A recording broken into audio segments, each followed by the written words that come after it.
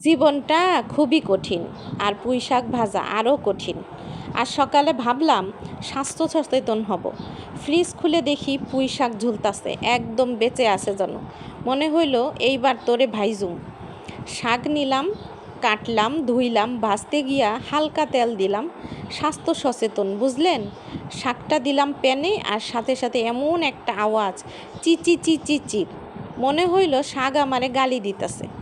আমি ভয়ে পিছে হইয়া গেলাম। পরে সাহস কইরা নাড়া দিলাম। 2 মিনিটে দেখি শাক নাই। পানি দিয়ে নিজেরে গলায় দিছে। শেষ চা থাকলো 3 চামচ বাজি, আর 2 বালতি আফসোস। এজন্যই বলি ভাই, পুঁই শাক আর ব্রেকআপ দুটোতেই আগে ভাবতে হয়, না হয় শেষ বেলায় শুধু ভাজা স্মৃতি আর জ্বালা। আর যেহেতু বলছি, একবার তো পুঁই শাক ভাজতে গিয়ে আমি চমকে গেলাম। শাকগুলো ঠিক যেন লুকিয়ে ছিল প্যানের